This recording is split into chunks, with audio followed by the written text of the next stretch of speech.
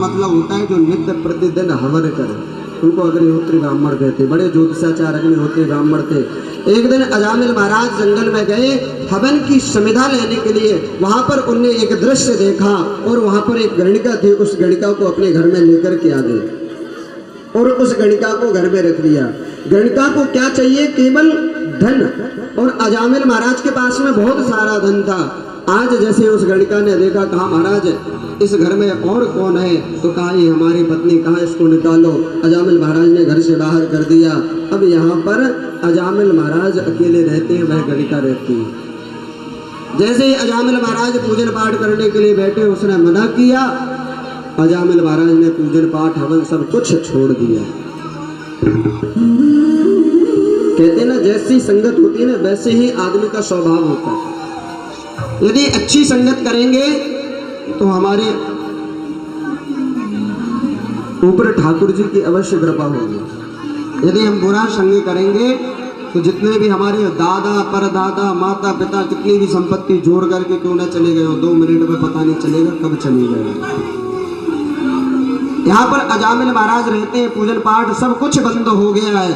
अब वह कहती धन लेके आओ। अजामिल महाराज जाते हैं और जाकर के खूब काम करते हैं। अब तो पूजन पाठ सब छोड़ दिया, फिर भी धन की पूर्ति नहीं हो पाती। तो आगे जैसे जैसे समय व्यतीत हुआ और क्या हुआ, अजामिल महाराज वह ब्राह्मण का भेष त्याग करके मस्तक पर काली पट्टी बांध करके नग्न तलवार लेकर के रात्रि को निकल जाता है और जाकर के बड़े बड़े राजाओं के राज्य में जाता है और चोरी करता है।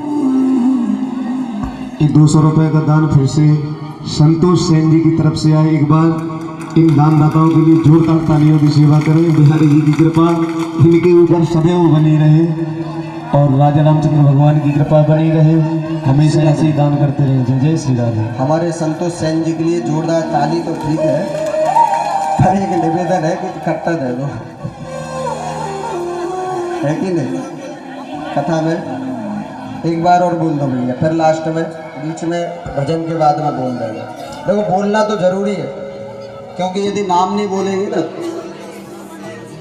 तो एक कलयुग के वक्त है, बगैर नाम के तो कुछ नहीं है। नाम बोलना पड़े और सामूहिक कथा है। तो हमारे भैया बोल दे किसके नाम से।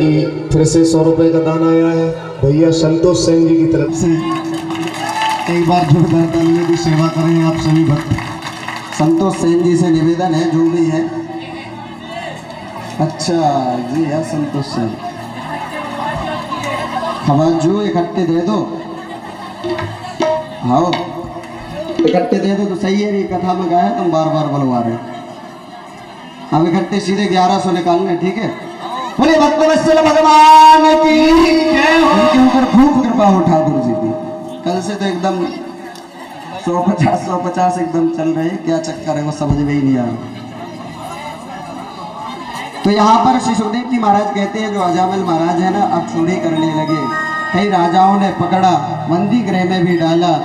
अब यहाँ पर क्या हुआ कि उनके यहाँ पर 9 संतान हुए, 10वें होने वाले थे। और जो पहले के संत महात्मा हुआ करते थे ना, वो संत महात्मा बड़ी बड़ी 4 व्हीलर से नहीं घूमते थे, पैदल यात्रा करते थे। और कुछ संत महात्माओं के टोले उनके नगर से निकले। वहाँ पर एक व्यक्ति मिला। उस व्यक्ति से पूछा महाराज इस नगर में कोई भक्त रहता है? कहा हाँ बहुत बड़ा भक्त रहता। जो वो व्यक्ति था वो संतों से बड़ा द्वेष करता था। और आज के समय में भी ऐसे संतों को मिलते हैं, ब्राह्मणों को भक्त, जो अपने आप उस भेष को देख कर के पता नहीं क्या मन में ऐसी रहते द्वेष करने लगते। कहा इन संतों को कोई काम तो है नहीं। जैसे शाम हुई हो, कहा कोई भक्त का घर, कोई भक्त का घर। आज ऐसे भक्त से मिलवाएंगे कि